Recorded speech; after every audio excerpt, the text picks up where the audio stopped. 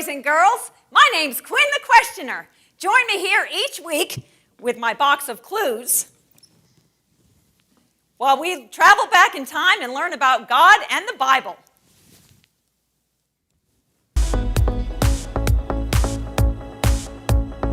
Who are you? And why is the clue already sticking out of the box? That's my horn. And Your horn? Yes, I'm King Nebuchadnezzar. And when I blow King that Nebuchadnezzar? horn, when I blow that horn, you are to bow down to my idol, this rubber ducky. Wait, what? You want me? Are you sassy? When I hear a horn, I'm supposed to bow to a duck? Let me show you what happens to people who don't bow down to my idol.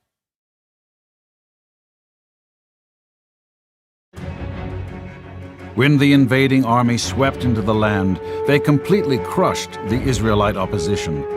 The Israelites were helpless. To make matters worse, the Babylonians carried off the smartest and healthiest Israelites to use as slaves and servants in their vast empire. 4 of these captives were named Daniel, Hananiah, Mishael, and Azariah.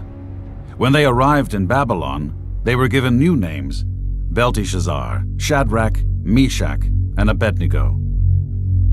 Nebuchadnezzar, the king of the land, was impressed with Shadrach, Meshach, and Abednego. He quickly promoted these 3 men to positions of leadership within his government and gave them authority and power over many. They served as excellent leaders and gained the respect and admiration of the Babylonians. But not everyone liked them. They had enemies. Even though Daniel, Shadrach, Meshach, and Abednego were in a foreign land, serving a foreign king, and speaking a foreign language, they still served the one true God. As their power increased, their fellow Babylonian officials became jealous and soon plotted a scheme to get rid of Shadrach, Meshach, and Abednego. One day, these wicked, jealous officials proposed to King Nebuchadnezzar to build a giant statue in his likeness. It would be 90 feet tall and covered with gold. Everyone who saw it would then be commanded to bow down and worship it. These conspiring, wicked officials knew Shadrach, Meshach, and Abednego would never bow to this statue. The king commanded all the people to come to the celebration and worship the golden image. The herald stood up and spoke to the people who were all looking up at the vast statue. When the music starts, you are commanded to fall down and worship the image. If you don't, you will be thrown into a burning, fiery furnace. And so it began. The music started, and everyone fell down on their faces, worshiping the golden image. All except for 3 people: Shadrach, Meshach, and Abednego.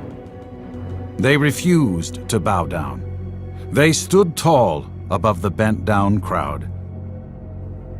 Now the enemies of Shadrach, Meshach, and Abednego had their chance. They ran to the king and said, "O king, look! These Jews, whom you appointed to government positions, they are disobeying you. They refuse to worship the golden image." Nebuchadnezzar was furious.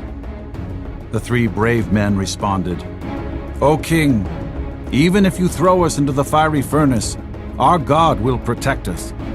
Even if God does not save us, we will never serve your gods or worship the golden image that you set up." Nebuchadnezzar exploded with anger. He was enraged. He roared, "Heat the furnace 7 times hotter than normal. I want my strongest men to tie these men up and throw them into the furnace." They watched, expecting the men to burn up.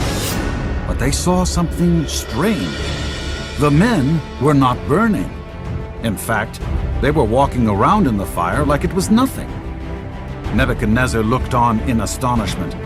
"Didn't we throw 3 people into the fire? But I see 4 people. They aren't hurt, and the 4th one looks like a son of the gods." It was true. There was a 4th person in the fire, someone who was not an ordinary man. God was protecting Shadrach, Meshach, and Abednego. Nebuchadnezzar came as close to the furnace as he could without burning himself up. Shadrach, Meshach, and Abednego, servants of the Most High God, come out and come here. The three men walked out of the fire. They weren't harmed at all. They didn't even smell like smoke. Nebuchadnezzar was a changed man. He gave a new command. Anyone who speaks against the God of Shadrach, Meshach, and Abednego will be punished.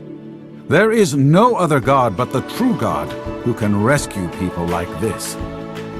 And he promoted the Israelite men even higher in his government.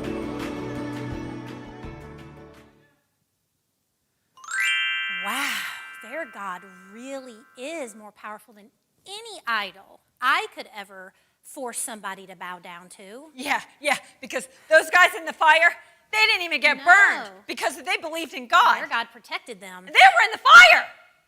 Hi guys, I'm Madison Sherwin. And I'm Natalie Sherwin. And today we're going to be doing an art project for you about your story Daniel in the Fiery Furnace. To start off, you will need 2 paints. You'll need the red and yellow. You'll need a piece of paper, a Sharpie, and a paintbrush. So to start off, we are going to grab our red paint, put it in the palm of our hands, and then you're going to take your yellow paint and put it on all of your fingers. Make sure you get it good enough. And then you're going to take your paintbrush and you're going to spread all of the paint and take as much time as you need to do this. And make sure that they're mixed because it is a fire. So you got to get that orange in there.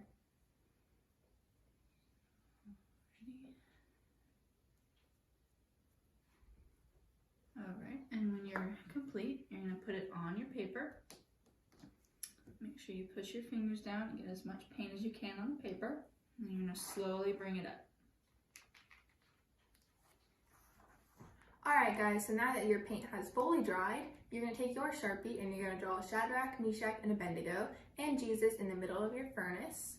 And then when you're done with that, you're going to write your name on the top of it, and there you go. You got yourself a fiery furnace.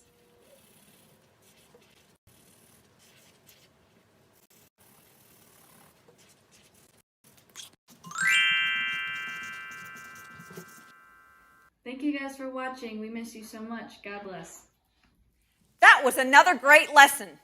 Don't forget to join in next week and see where we travel to.